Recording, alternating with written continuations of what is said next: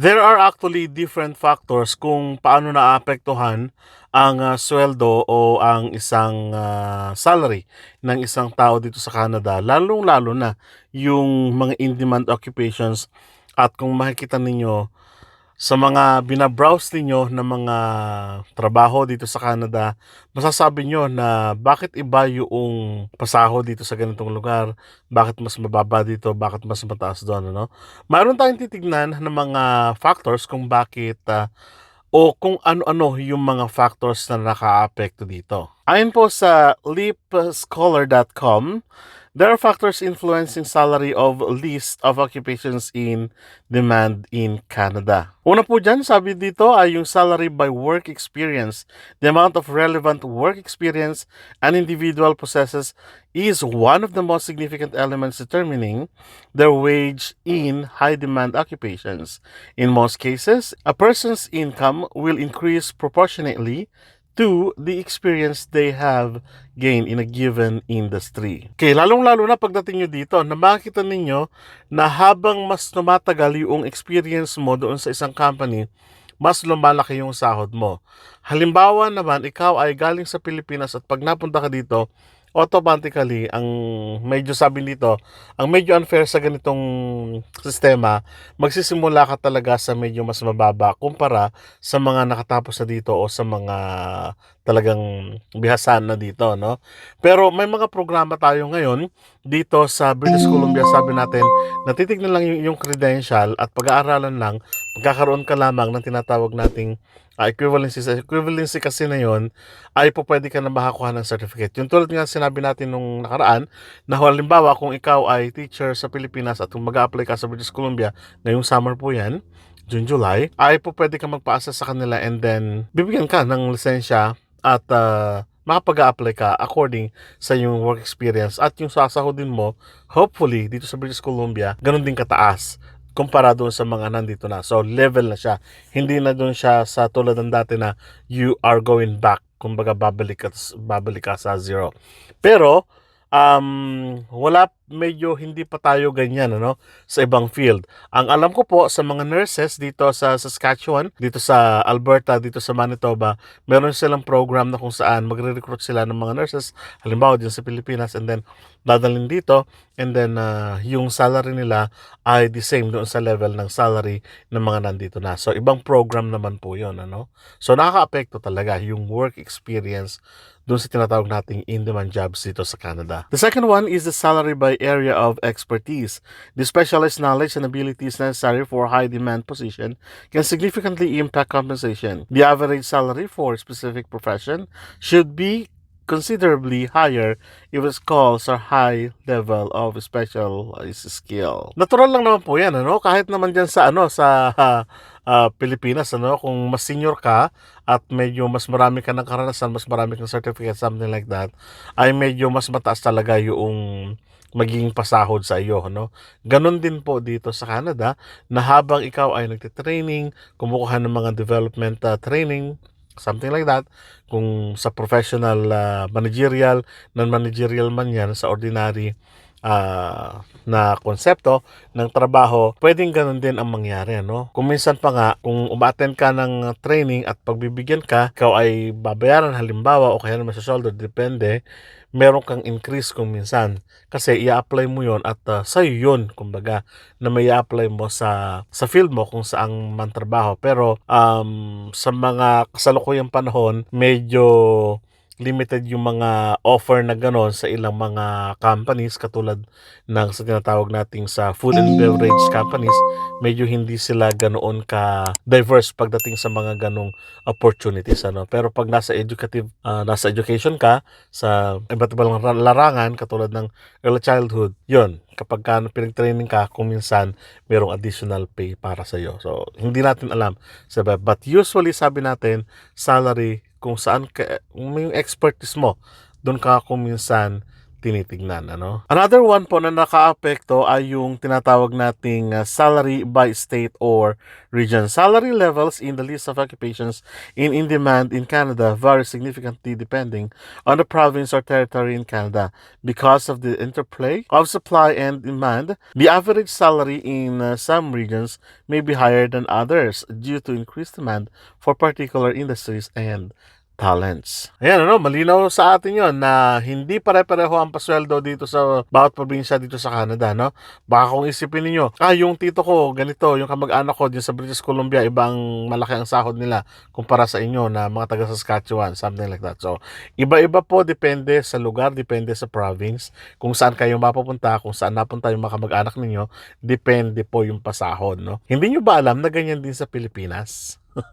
Meron tayong tinatawag na municipality na class A, B, something like that. Provincial, ganun din po ang rate. So binabase rin nila sa mga pasahod, ano? Ganun din dito, no? Iba-ibang pasahod, iba't ibang status ng probinsya. Yun yung mga tatlong nakakaapekto. So tignan man natin kung ano yung mga in-demand jobs ngayong 2024 or in-demand occupations ngayong 2024. Now, I'm not saying na ito na talaga, no? Ito ay pagbatay lang sa pag-aaral ng mga babanggitin nating mga institutions o ng mga recruitment agencies sa kanilang pag-aaral, no? Kasi ito yung nakikita nilang may potential for this 2024. So, ang pag-uusapan natin is about a New Year occupation. So, by the way po, Happy New Year po sa inyong lahat. So, umpisahan natin. So, yung pag-uusap po natin ngayon ay hinalaw natin, sabi ko nga sa leapscholar.com, list of occupations in demand in Canada for 2024, top 10, high-paying jobs with promising salary. So, these are the scope of list of occupations in demand in Canada.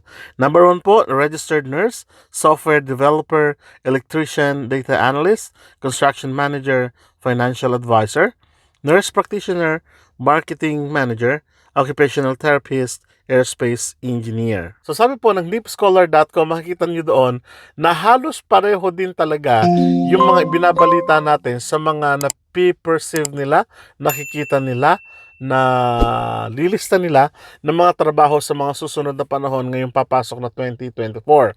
So yung binanggit natin, katulad ng mga nurses, hindi po ba ito yung isa sa mga binigyang pansin ng Government of Canada para sa tinatawag nating levels plan hanggang 2025. So batay sa scope na binigyan nila, makikita natin na ganoon pa rin talaga kalaki yung demand sa ganong trabaho. Sabi nga natin, isa sa mga halimbawa dyan ay yung mga nurses natin. Po, yung magiging in demand ngayong papasok na taon ng 2024. So what are the future prospects for list of occupations in demand in Canada? Una po dyan, artificial intelligence AI and machine learning, renewable energy, safety, healthcare. So yung binanggit naman natin na tatlo na yun naman yung prospect in the future na kung saan ay magiging bahagi ito ngayon ng iba't ibang program katulad ng Express Entry, katulad ng Provincial Nomination Program. Magiging bahagi siya ngayon kasi sabi nga natin, ito yung kakailanganin talaga ng gobyerno sa susunod na mga panahon. At ito na rin yung binanggit doon sa level sa plan ng Federal Government of Canada. So ito naman po yung top 10 high-paying list of occupations in demand in Canada for 2024. So, tignan po natin yung graph dito, no? Number 1, petroleum engineer. Tignan nyo na lang po yung annual salary.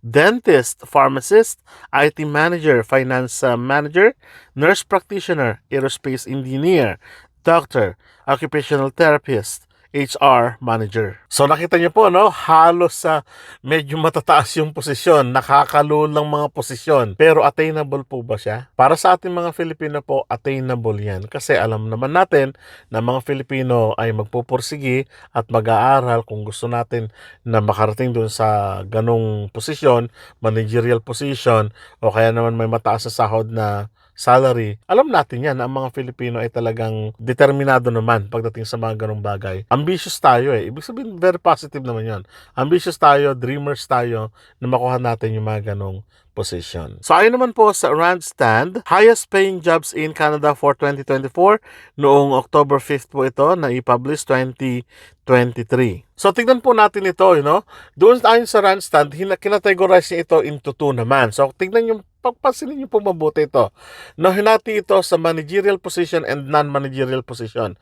Tingnan po natin muna yung non-managerial position. So sabi po dito, highest paying jobs in Canada for non-manager roles. Number 1, executive assistant. Number 2, project manager. Tingnan niyo lang po yung kanilang sasahurin. Depende po yan. 3, application architect. 4, cloud architect. 5, sales engineer distribution. Number 6, controller. Number 7, millwright. Para naman po sa highest paying jobs in Canada for manager roles. Number 1, contracts administrator. Ang taas naman ang sahod niyan. Number 2, director of operations engineering. Number 3, director of development engineering.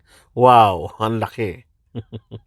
Number 4, e-commerce director. Number 5, director of financial planning and analysis. 6, plant manager. Okay, nakakalula po yung mga sahod nila. Again, baka may mag-comment na po sa inyo, no? Hindi po ito yung talagang sahod nila. I-brinakit lang po ito in average in entire Canada. Depende po yan sa province na pupuntahan ninyo at depende po yan sa institution o sa kumpanya na mapapasokan ninyo.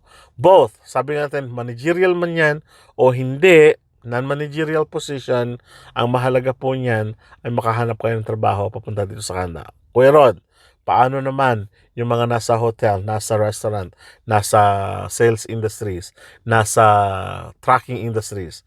Kung mapapansin niyo po, lahat ng binanggit natin ay kasama doon sa mga nauna ng levels plan. So, ibig sabihin, top 10 lang po ito kasi top 6, top 7, meron pa naman top 20. Lagi kong sinasabi yan, no? Meron pang top 100. Ibig sabihin, hindi lahat naman ay i-issue natin dito, no? Marami pa pong opportunity, depende po ngayon yan sa mga employer na naghahanap ng trabaho. As sinasabi natin, baka ikaw yung masumpungan, ano? So, galingan lang natin doon sa apply natin. Malay natin, apply lang na apply, no? Wala nang masama na mangarap, no, na makarating dito sa Canada. So sana po nagbigay ito sa inyo ng kalinawan na maraming opportunities pa rin dito sa Canada sa papasok na bagong taon ngayong 2024. Muli, Happy New Year po sa inyong lahat. Please lang po, huwag pong kalilimutang mag-like sa ating channel at mag-subscribe. Malaking tulong po ito sa atin ngayong papasok na bagong taon. Maraming salamat at kita-kita po tayo sa mga susunod na vlog. Hanggang sa muli.